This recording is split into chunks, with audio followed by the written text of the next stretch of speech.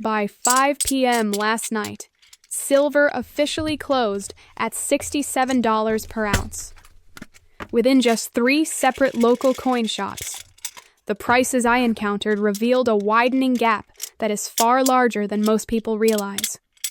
Something just happened in the silver space, and more importantly, something is about to happen next, because a growing disconnect between quoted prices and real-world buying conditions is not normal behavior. This type of divergence typically only shows up when physical demand accelerates faster than supply can adjust, and when buyers begin to accept higher real-world costs despite what the charts are showing. Almost nobody is noticing that while screens are anchored at $67, the actual experience of trying to buy silver on the ground is shifting rapidly, with consistent pricing patterns emerging across multiple independent dealers. I need to pause briefly. My analytics show that most of you watching this video have not yet subscribed to this channel. Please take 2 seconds to hit that subscribe button. Help us beat the algorithm and get this information out there. Also, if you think the price of silver will increase on Monday, drop a 1 in the comments. If you think it will decrease, drop a 2. Let's get to it. In this video, I will show you how this widening gap between spot price and physical pricing is signaling stress in the supply chain. Next, I will break down how dealer premiums, taxes, and inventory constraints are revealing what's actually happening behind the scenes.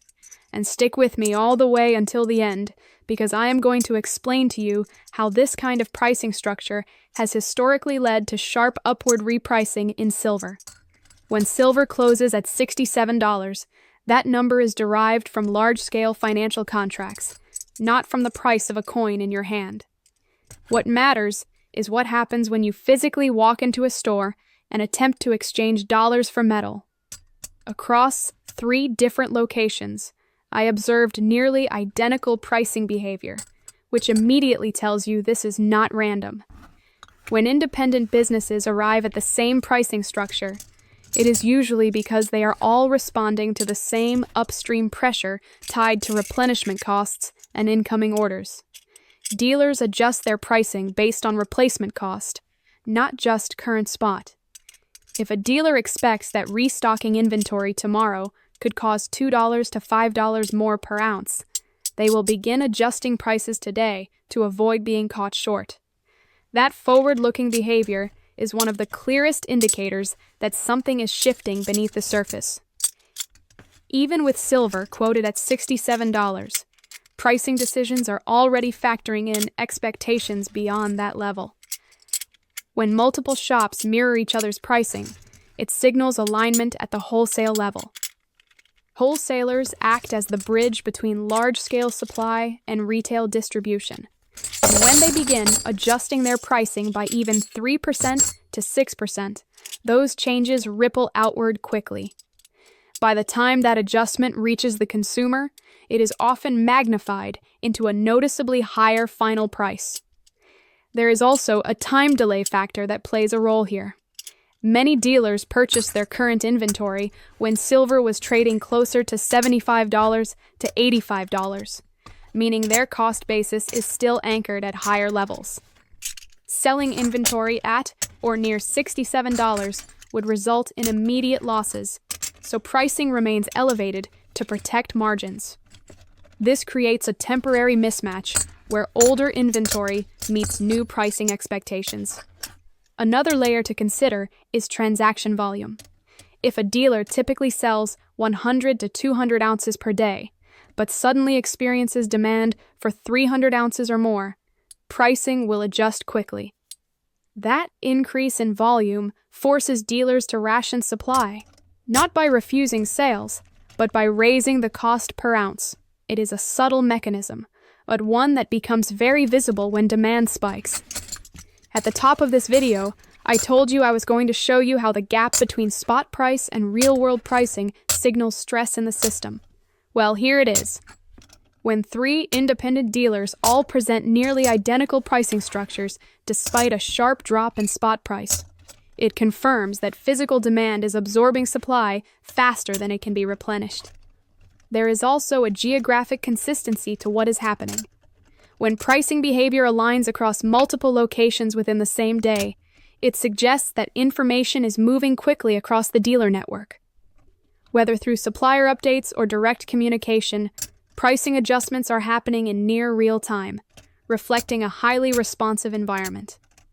Now, here is the actual number.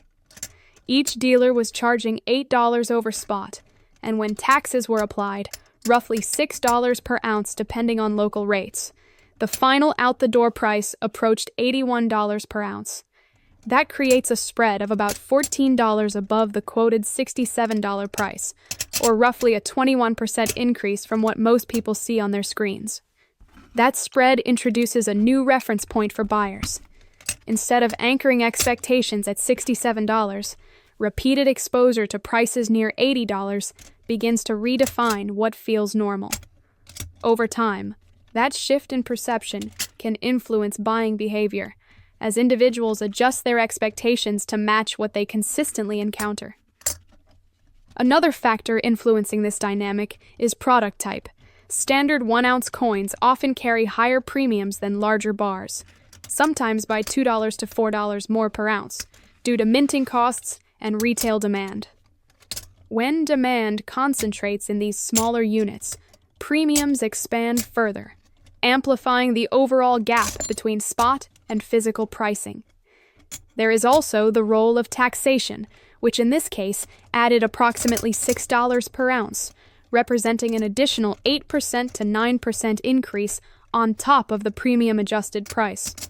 Taxes are often overlooked in discussions about pricing, but they significantly impact the final cost and contribute to the overall disconnect between quoted and realized prices. Market psychology plays a measurable role as well. When prices fall quickly, such as the recent move from 89 down to 67, a drop of about 24.7%, it often triggers increased interest from buyers looking for perceived value. That surge in interest can overwhelm available supply in the short term, leading to higher premiums even as spot prices decline. Inventory turnover rates provide another insight.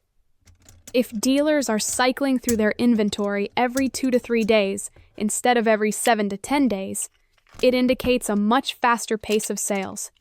Faster turnover reduces the buffer dealers typically rely on, forcing them to adjust pricing more aggressively to manage incoming demand. The supply chain itself introduces additional constraints. Refining, minting, and distribution each add time and cost, and when any part of that chain slows down by even 10% to 15%, it can create noticeable pressure at the retail level. These delays are not always visible, but their impact is reflected in pricing. Another key observation is the lack of discounting behavior. In a softer environment, dealers might reduce premiums by $1 to $2 to encourage sales. The absence of such adjustments, combined with firm pricing across multiple locations, reinforces the idea that demand remains strong relative to available supply. The relationship between large-scale pricing and retail pricing is not always immediate. There can be a lag of 48 to 96 hours before changes in spot prices fully filter through to the physical market. During that window, discrepancies can widen, especially if demand shifts rapidly. From a numerical standpoint, a 21% gap between spot and physical pricing is significant. Historically, when gaps exceed 15%, they tend to resolve through either a reduction in premiums or an upward adjustment in spot prices. The direction of that resolution depends heavily on whether demand persists at higher price levels. Another element to consider is buyer behavior under uncertainty. When individuals expect prices to rise, they are more likely to accept higher entry points. If even 60% to 70% of buyers are willing to transact at elevated levels, that behavior alone can sustain higher premiums over extended periods.